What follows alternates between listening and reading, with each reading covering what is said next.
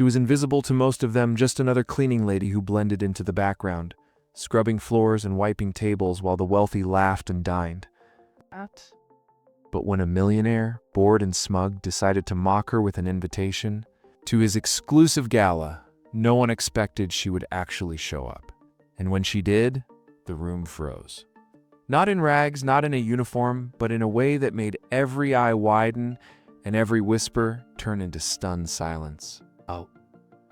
What happened next turned their cruel joke into the lesson of a lifetime. Would you have dared to walk into that room if it were you?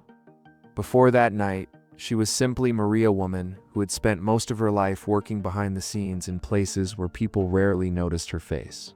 Only the shine of the floors she polished or the sparkle of glasses she cleaned. She lived modestly, stretching every dollar to provide for her children and keeping her dignity intact, despite the condescending stares she received daily. The wealthy guests she served often looked through her, as if she were just part of the furniture. But Maria carried something they could not see: quiet strength. Resilience carved out of years of surviving a world that had already decided who she was supposed to be. The millionaire's invitation was never meant for her. It was a cruel joke, whispered among his friends as they watched her mop the marble tiles of the grand lobby. "Let's see what happens if we invite her," they sneered. Most expected her to toss it away, embarrassed, or pretend not to notice. But Maria kept the envelope, slipped it into her bag, and walked away without a word. Deep down, something stirred an echo of defiance that told her this was no mistake. As the days passed, she thought about it constantly. She imagined what kind of stares she would face if she walked through those gilded doors. She pictured the smirks, the whispers, the laughter, but she also thought of her children, of the years she had been made to feel small, and of the woman she still dreamed she could be. What if she didn't let their joke define her? What if she turned their mockery into her stage? Most of us, faced with humiliation, would have thrown that invitation away. But Maria made a different choice. If it were you, would you have gone? Would you have stayed in the shadows? The night of the gala arrived, the mansion glowing like a jewel under the city lights. Expensive cars lined the driveway, their polished surfaces reflecting the glitter of chandeliers inside. Guests in gowns and tuxedos streamed through the grand entrance, laughing and sipping champagne, unaware that their evening would soon take an unexpected turn. Maria had spent weeks preparing. She did not have a designer wardrobe, but she had saved, borrowed, and pieced together something that would transform her. A flowing gown in deep royal blue, secondhand but regal, a pair of silver earrings passed down from her mother, and her hair styled with the kind of care she rarely afforded herself. When she stood in front of the mirror before leaving, she barely recognized the reflection staring back. No longer the cleaning lady everyone ignored, but a woman radiating strength and dignity.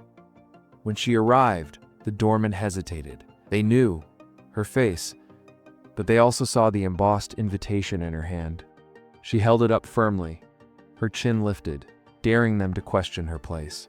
Reluctantly, they stepped aside, and Maria walked into a world that had never opened its doors to her. Rooms shifted as soon as she entered. Conversations faltered. Eyes darted toward her, then back to their glasses. The millionaire spotted her from across the hall, his smug grin freezing into disbelief. He had expected to humiliate her. Instead, she was commanding the very space. He had tried to deny her. Still, the whispers began. Women in jewels clutched their pearls, whispering to their husbands. Men exchanged knowing smirks, assuming she had no right to be there.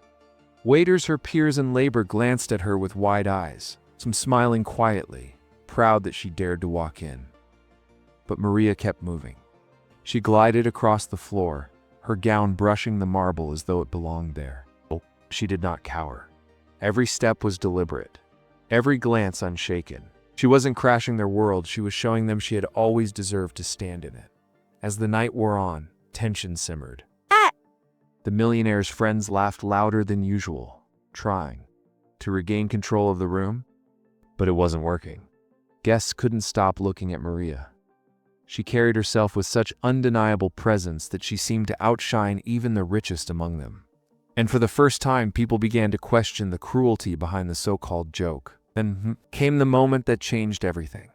The host raised his glass for a toast. Maria stood in the crowd, her posture flawless, her eyes fixed on him.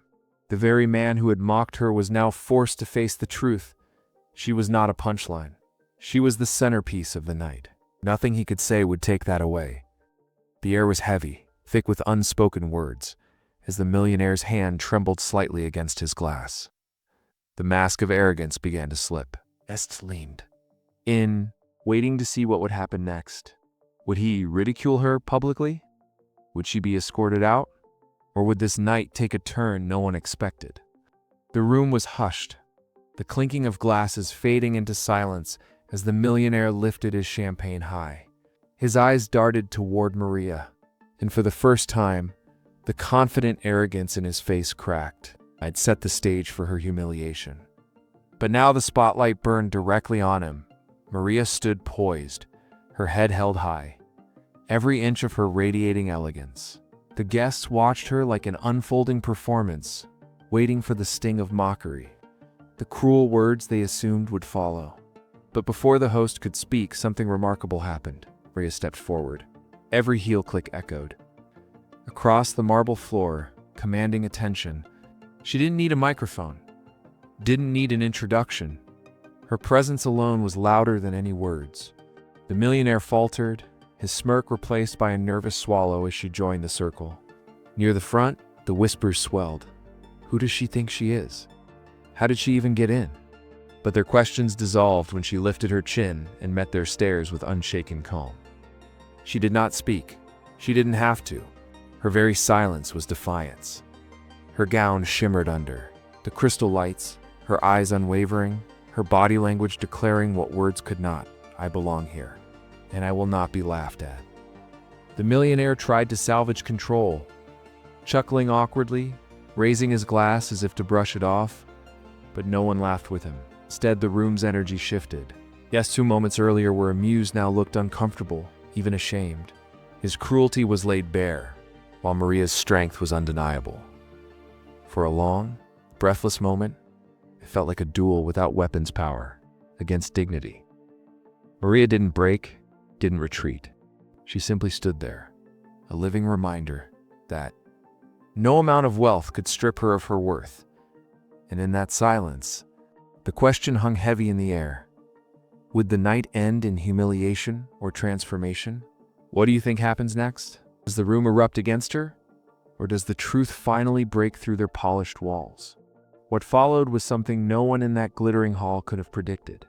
The millionaire, cornered by the weight of his own cruelty, lowered his glass. His attempted joke had collapsed in front of everyone, leaving him stripped of the superiority he wore so proudly. He muttered a few clumsy words, trying to move on, but the damage was already done. Every eye in the room had seen the truth. He had tried to turn a woman into a punchline, and instead, she had become the symbol of dignity and grace. Maria didn't need to make a speech or defend her presence.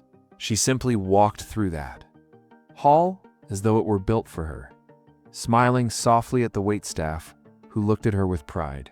Standing taller in their own uniforms because of her courage, she paused at the grand staircase, every step deliberate, every gaze upon her a silent acknowledgement that she had rewritten the narrative by the end of the night. The whispers had changed. What began as ridicule shifted into admiration, even envy. Guests who had once ignored her presence now spoke about her poise. Some were forced to confront their own complicity, the quiet laughter they had shared at the expense of someone they deemed less. When Maria left, she did not look back. She had no need for their approval. Her children would see her walk through the door that night, radiant and unbroken, a living reminder that self-worth is never defined by the limits others place upon you. But the impact went far beyond her. For everyone in that ballroom, the image of a woman who refused to shrink before their wealth and cruelty would linger. It was no longer just a party, it was a reckoning. And for us, watching her story unfold, one question remains: how many times have we allowed others to be mocked, belittled, or cast aside because of the color of their skin or the work they do? And when the moment comes, will we have the courage to stand tall, just as Maria did? Would you have had her strength? Or would you have let the joke define you?